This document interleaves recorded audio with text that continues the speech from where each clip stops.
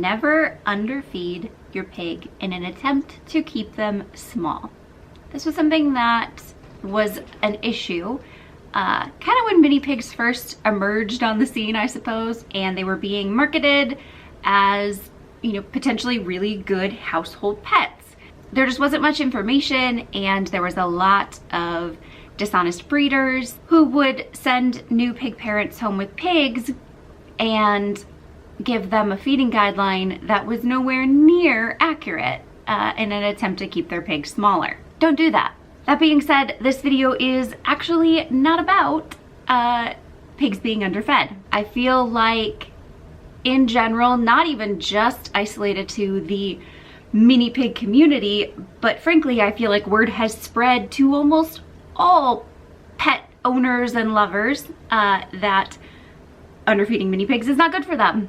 And so I don't think that's being seen as much now. So I did something that I probably should not have done and joined a mini pig group on Facebook. Everybody shares pictures of their beloved pet pigs, and they are adorable, and it's amazing that these people do love their pigs and are committed to them no matter what size they are, no matter what little issues they may present.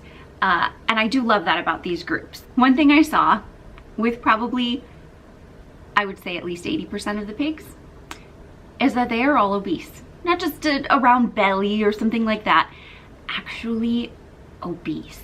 And it kind of bothered me because it appears to be the norm. And when I started to think about it, that really extends to most pigs, not just this isolated group. Well-meaning pig owners have now almost gone to the other extreme. And there's actually a lot of research about this, where obesity in mini pigs is now more prevalent than pigs being underweight, and is causing just as many, if not more, health issues. So that's really why I want to make this video. I don't want to sound judgmental or preachy or, you know, shame anyone who may have a pig that's overweight.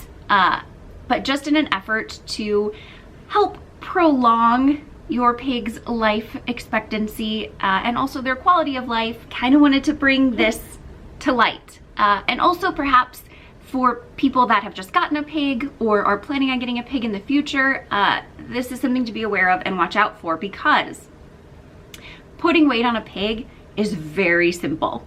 It doesn't take much, which is why they're so popular as a meat source. They gain weight very quickly and very cheaply.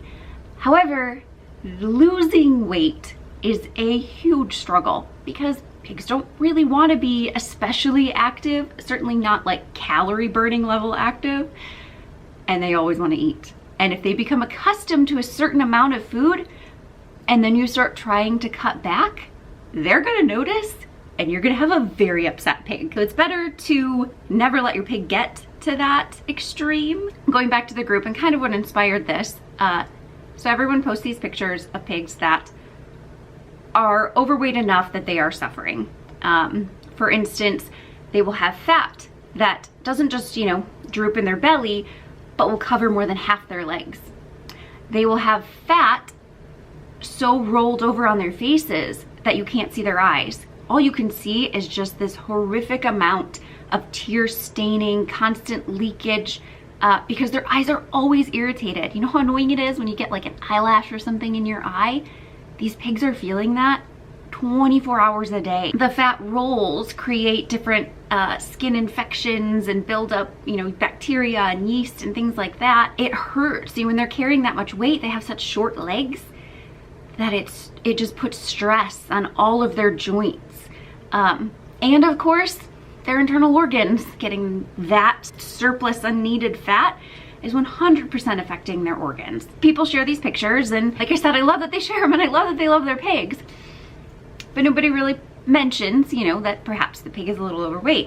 It just seems to be so accepted now.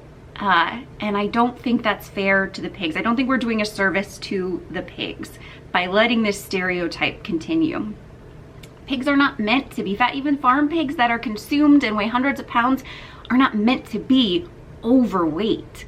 If you look at, for instance, wild pigs, feral pigs, whatever, some of them get really big, especially ones that are potentially raiding farmers' crops of corn and things like that. They can certainly put on some extra pounds, but the pigs that are living as pigs originally lived are very slender and muscular and active. Obesity in pigs is 100% a human influence on them. I think that obviously obesity in cats and dogs and other animals is something that's discussed. I've just seen a few videos shared on Facebook of rescue groups saving obese dogs. 2 of them I saw in particular, where it was considered a rescue effort, saving these grossly overweight dogs that again were so fat it was hard for them to move, and it was their quality of life was just zero. And so it was a heroic tale of people going in and, you know, adopting these big dogs and putting them on weight loss programs and getting them healthy again.